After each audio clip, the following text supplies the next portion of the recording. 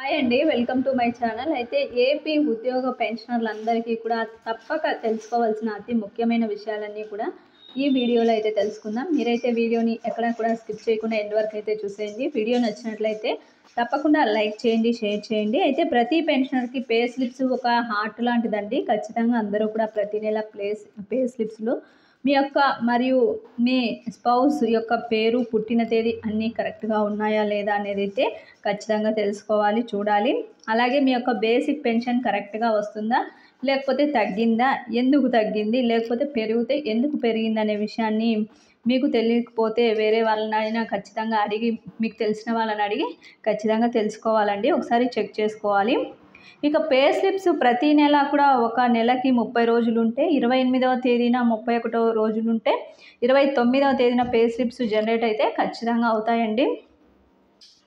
అయితే ఒక సర్వీస్ పెన్షనర్కి 2 రకాల పెన్షన్స్, అంటే service pension and family pensions తీసుకుంటే రెండో పెన్షన్పై డిఆర్ కానీ, మెడికల్ అలవెన్స్ కానీ, ఈ అడిషనల్ క్వాంటమ్ పెన్షన్ కానీ ఇవ్వబడవండి. అసలు ఫ్యామిలీ పెన్షన్ అంటే ఏమిటి? సర్వీస్ పెన్షనర్ మరణించిన తర్వాత వారి స్పౌస్కి ఇచ్చేటువంటిది ఫ్యామిలీ పెన్షన్ అండి. అయితే ఇప్పుడు కేవలం ఫ్యామిలీ పెన్షన్ తీసుకుంటున్న వారి పే స్లిప్స్ చూద్దాము.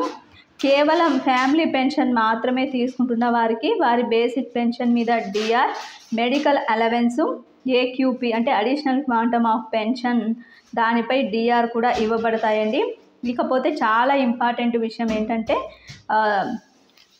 ఎవరైనా ఒక సర్వీస్ పెన్షనర్ తన స్పౌస్ యొక్క ఫ్యామిలీ పెన్షన్ కూడా తీసుకుంటూ ఉంటే స్పౌస్ యొక్క పే ఎక్కువగా ఉందని, అప్పుడు డిఆర్ ఎక్కువ వస్తుందని దానికి ఆశపడి ఆప్షన్ ఇస్తే పప్పులో కాలేసినట్లయితే అవుతుందండి. ఎందుకంటే భవిష్యత్తులో రాబోయే అడిషనల్ క్వాంటమ్ ఆఫ్ పెన్షన్ అర్హత కోల్పోతారు. సో ఖచ్చితంగా తన పెన్షన్ మీద వచ్చే డిఆర్కే ఆప్షన్ అయితే ఇచ్చుకోవటం ఉత్తమమైన పని అండి.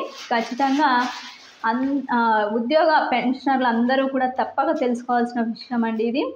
ఈ విషయాల్లో చాలామంది కూడా నెగ్లెక్ట్ చేయడం వల్ల డబ్బులు అయితే కొన్నిసార్లు అయితే పొరపాట్లు అయితే ఖచ్చితంగా జరుగుతాయండి. ఎందుకంటే ఏవైనా బేసిక్ పెన్షన్ ఒకవేళ తగ్గటం కానీ మనకు వచ్చే డబ్బులు అయితే తగ్గిపోవడం జరుగుతుంది. కాబట్టి ఎప్పుడైనా సరే ప్రతి నెల కూడా మీ యొక్క పే స్లిప్స్ని ఖచ్చితంగా డౌన్లోడ్ చేసుకొని వాటిని 1-2 సార్లు పరిశీలించి ఖచ్చితంగా ఒకవేళ ఏమైనా పొరపాటు జరిగినట్లయితే ఒక్కోసారి పెన్షన్ తగ్గిపోవడం కానీ పెరగడం కానీ కూడా జరుగుతుంది. ఎందుకు పెరిగింది, ఎందుకు తగ్గింది అనే విషయాలు కూడా 1-2 సార్లు అయితే ఖచ్చితంగా మీరు చెక్ చేసుకోవాల్సి అయితే ఉంటుందండి.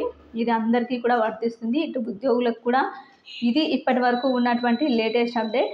మీకు వీడియో నచ్చినట్లయితే తప్పకుండా లైక్ చేయండి, షేర్ చేయండి. Thank you for watching.